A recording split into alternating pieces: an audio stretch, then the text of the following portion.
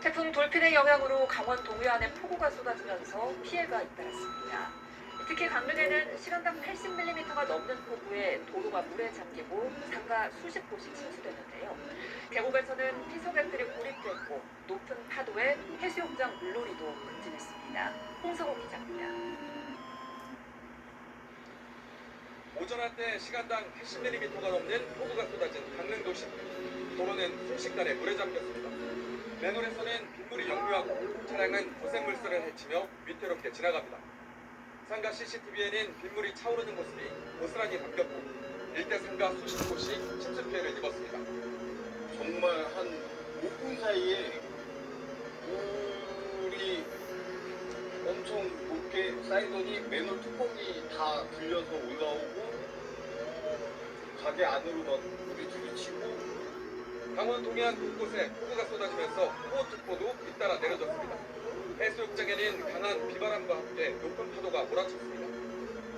새벽부터 내린 비로 동해안의 기온은 25도 안팎에 머물면서 폭염의 기세는 한풀 꺾였습니다. 하지만 이 파도가 높게 일면서 물놀이 안전사고가 우려되고 있습니다.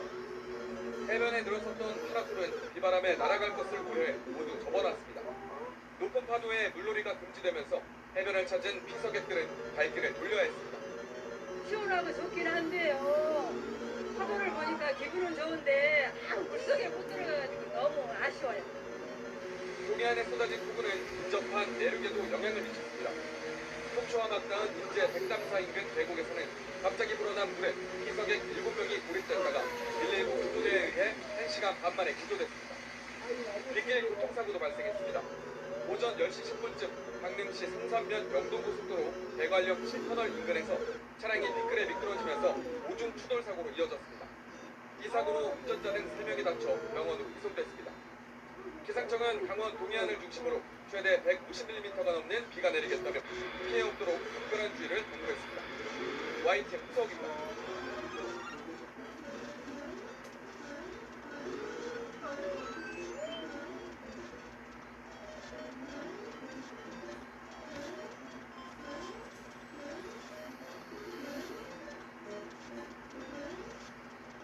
오늘은 한반도 동쪽과 서쪽의 하늘빛이 완전히 달랐습니다. 강원과 경북 동해안은 호우특보가 내려졌습니다. 특히 강릉엔 시간당 80mm가 넘는 많은 비가 내려서 도로와 상가가 침수되기도 했습니다. 조재근 기자가 보도합니다. 피서객들이 고무보트에 몸을 실은 채 조심스레 계곡물을 건넙니다. 오늘 오전 9시쯤 인제군 백담 계곡에서 갑자기 계곡물이 불어나 물놀이를 하던 피서객 7명이 고립됐다가 119 구조대에 의해 무사히 구조됐습니다. 강원 동해안과 산지에는 오늘 오후까지 최고 100mm 가까운 집중호우가 쏟아졌습니다. 특히 강릉에는 오전 9시 30분을 전후해 시간당 80mm의 폭우가 쏟아지면서 도로와 상가 곳곳이 침수됐습니다. 특히 대수로가 쓰레기와 이물질로 막혀 물이 제때 빠지지 못하면서 피해를 키웠습니다. 이렇게 풀로 들어가서 꽉 막히고 있죠. 강릉으로 저기 다 있잖아. 넘쳐났다고. 강릉에서 도로 10곳이 침수되고 주택과 담장이 폭우에 무너졌지만 다행히 인명피해는 없었습니다. 오전 10시 10분쯤에는 영동고속도로 대관령 7터널 부근에서 빗길에 차량 4대가 추돌해 3명이 다쳤습니다. 바다에는 풍랑주의보가 내려진 가운데 높은 파도가 해변까지 들이닥칩니다. 해수욕장에는 수영이 금지되면서 피서객들은 아쉬운 발길을 돌렸습니다. 바다에 들어갔다 나와가지고 일단 저녁에 고기도 구워 먹으려고 그랬는데 나중에 와보니까 지금 파도가 쳐가지고 바다에는 전혀 못 들어가는 상황이라서 좀 아쉽습니다. 너무 아쉽습니다. 강원 중남부 동해안과 산지에는 올해까지 30에서 80, 많은 곳은 100mm 넘는 많은 비가 더 내릴 것으로 예고돼 있어 비 피해가 없도록 철저한 대비가 필요합니다. SBS 조재근입니다. 안녕하세요. SBS 이현영입니다. 더 많은 뉴스와 현장 영상 보고 싶으시면 오른쪽에 있는 구독 버튼 눌러주시면 됩니다. 항상 저희 SBS 뉴스와 함께 해주셔서 고맙습니다.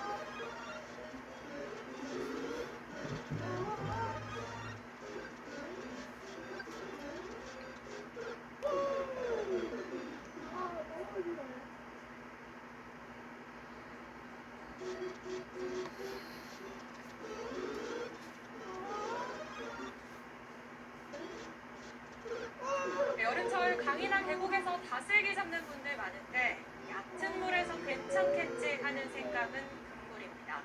최근 일주일 사이 다슬기를 잡다 7명이나 숨졌습니다. 김영현 기자가 취재했습니다. 충청북도 옥천을 지나는 금강산입니다. 사람들이 안전장비도 없이 채집통에 뜰채까지 들고 다슬기 잡기 3대경에 빠졌습니다.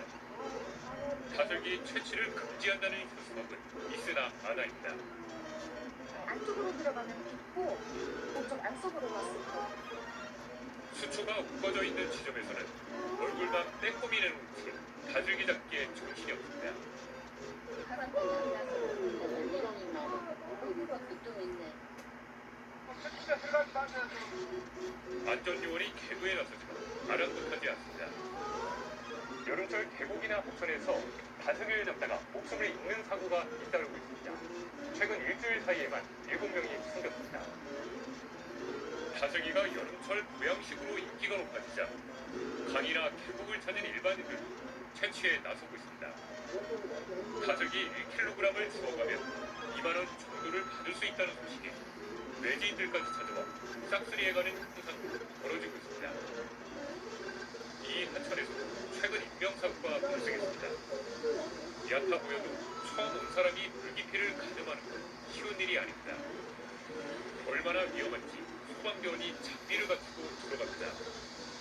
얕은 곳이다 안심하는 순간도 잠시 순식간에 머리까지 쑥 빨려 들어갑니다. 물살로 인해서 물 웅덩이가 생기는데 깊이가 50cm에서 깊은 데는 2m까지 다다릅니다. 전문가들은 사고를 피하려면 다슬기를 잡을 때는 2명 이상의 합조를 이루고 반드시 구명조끼를 입어야 한다고 조언합니다. MBN 뉴스 김영현입니다.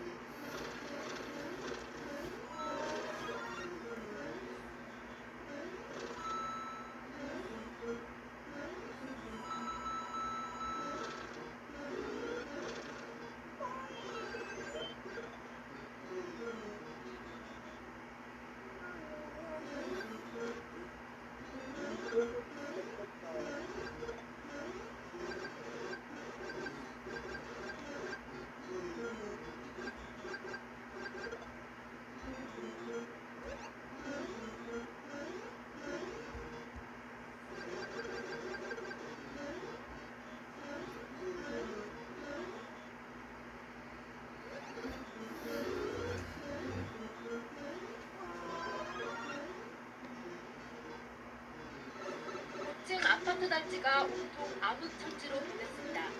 어둠을 밝히는 건 겨우 가로등 하나뿐입니다. 아파트 370여 세대에 전기가 끊긴 건 어제 저녁 8시쯤. 밥 먹고 이러고 있다가 놀래서 나왔는데 승강기가 멈춰섰고 냉방기는 물론 냉장고도 가동이 중단됐습니다.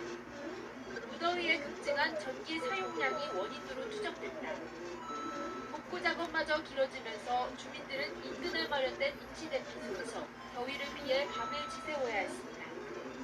아유, 찜질방이 있으니 공사를 지금 하는데 거기서 좀 있다가 그냥 거기서 비슷한 시간 경기 수원시의 한 아파트에서도 전력 과부하로 2,500여 세대의 전기가 끊겼습니다. 전기 공급은 1시간여 만에 순차적으로 재개됐지만 주민들은 바로 집으로 돌아갈 엄두가 나지 않습니다. 엘리베이터 전원이 꺼져 있어가지고 밖에서 이제 좀 전기가 공급될 때까지 좀 기다리고 있는 상황이에요. 인근의 다른 아파트에선 정전으로 주민 20여 명이 주민센터로 대피하기도 했습니다. 현재 이곳의 기온은 29도, 체감온도는 32도에 달합니다. 열대야 속 잇따른 정전에 주민들의 불편만 커지고 있습니다. 충남 천안에서도 어제 저녁 8시쯤 600여 세대 아파트에 전기가 끊기는 등 정전은 냉방 수요가 몰리는 저녁 시간대에 주로 발생했습니다.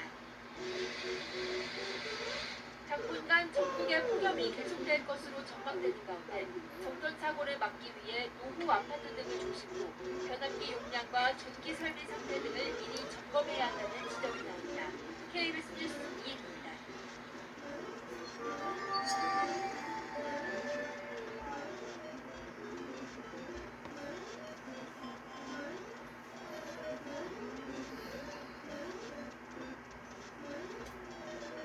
어제 저녁 서울 봉천동에 있는 아파트 3개 동 500여 세대가 지하 전력 설비 침수로 정전됐습니다. 17시간째 전력 공급이 이루어지지 않아 주민들의 불편이 이어지고 있는데요. 그 현장에 취재기자 나가 있습니다. 김혜린 기자. 네, 서울 봉천동 아파트에 나와 있습니다. 네, 전력 복구는 아직입니까? 네, 지금은 세대별로 전기 공급을 재개하기 위해 임시 발전기가 들여온 상태입니다. 주민들은 현장에서 부채로 연친 더위를 식히며 복구 상황을 지켜보고 있습니다. 엘리베이터도 멈춘 탓에 주민들은 계단을 오르내리며 냉장고 음식과 생필품을 직접 챙기고 있었습니다. 저도 직접 계단을 따라 올라가 봤는데 몇 층 오르지 않았는데도 땀이 비오듯 쏟아질 정도였습니다. 게다가 전력으로 작동하는 수도 펌프까지 멈춰 물이 나오지 않는 상황이라 직접 물을 실어 나르는 주민들도 있었습니다. 지금 어지러워 죽겠어요. 너무 땀을 어저께도 많이 흘리고 더워서. 전체 이제 냉장고 거 다 어떻게 하려고 몰라 지금. 냉장고 음식 다 상했지 뭐야. 네, 어제 저녁 8시쯤 서울 봉천동에 있는 아파트에서 지하 전력 설비가 침수되면서 정전이 발생했습니다. 현장 관계자들은 발전기 차량을 투입해 오늘 오전부터 전력 공급을 재개할 예정이라고 밝혔지만 재개 소식은 아직 들려오지 않고 있습니다. 다만 현재는 발전기를 이용한 임시 복구인 만큼 전체 시설이 정상 가동되기까지는 앞으로 이틀에서 사흘 정도 더 걸릴 것으로 예상됩니다.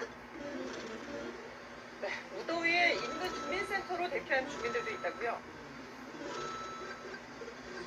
네, 주민 120여 명이 이곳에서 300m가량 떨어진 주민센터와 그리고 인근 초등학교, 경로당 등으로 대피했습니다. 무더위 속에 갑작스럽게 집을 나서게 된 주민들은 급히 마련된 대피소에서 밤을 지새워야 했습니다. 목도 안 나오니 깜깜하지. 이러니까 그냥 난리 나는 줄 알았어. 거동이 불편한 주민에게는 도시락과 생필품이 들어있는 구호 물품이 배달됐습니다. 관악구는 전력 공급이 정상화될 때까지 임시 대피소를 운영할 계획입니다. 지금까지 서울 봉천동 아파트 정전 현장에서 YTN 김혜린입니다.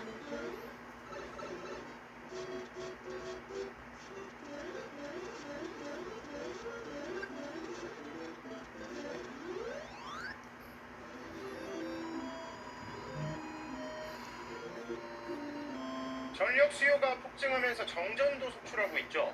용량이 작은 노후 변압기 때문에 발생하는 정전이 많은데요. 하지만 이렇게 문제가 뻔한데도 미리 교체하지 못한 곳이 많다는데 이유가 무엇인지 정한술제 보도입니다. 아파트 단지 어디에도 불빛 하나 보이지 않습니다. 가로등도 모두 꺼졌습니다. 어제 새벽 2시쯤 서울 도봉구에 있는 아파트 500여 세대에 전기 공급이 끊겼습니다. 요새 에어컨을 틀어도 목소리도 더운데 가만히 좀 이래서 왔다 갔다. 근처 노원구와 영등포구, 인천 계양구에서도 정전 피해가 잇따랐습니다. 지은 지 20년을 넘긴 아파트들로 40년 가까이 된 곳도 있습니다. 모두 노후 변압기가 말썽을 일으킨 겁니다. 9시간째 정전 중인 도봉구 아파트 단지에 가봤습니다. 지하 전기실에서 복구가 한창입니다. 2톤짜리 새 변압기를 크레인으로 내려보내고 전기공들이 배선을 연결합니다. 낡은 변압기는 아랫부분이 검게 그을려 있습니다. 급증한 전기 사용량을 견디지 못하고 터져버린 겁니다. 자동차에 불도 나는 거 아니에요? 지금만 주택 기준이에요. 주택 기준이 변화가 주택이 할아버지가 직접 가지고 수십 년 전 설치된 변압기는 용량이 작아 집집마다 늘어나는 에어컨, 인덕션, 건조기 같은 고전력 가전제품을 감당하지 못합니다. 대용량 변압기로 미리 바꿔야 하지만 비용이 수천만 원 하고 주민 합의가 쉽지 않아 정전이 되고 나서야 응급복구 형태로 교체하는 경우가 많습니다. 대부분 아파트가 지금 그 장치가 되게 다 부족하죠. 운전대표회의와 관리사무소와 소통의 문제도 있고 돈 들어가면 왜 해야 되냐 그렇게는. 공동주택 노후 변압기를 교체하는데 정부가 많게는 80%까지 비용을 지원하고 있지만 관련 예산은 2023년 이후 계속 줄고 있습니다. 노후 변압기는 화재 위험도 있어 지원을 늘리고 감독을 강화해야 한다는 지적도 나옵니다. MBC 뉴스 정화솔입니다.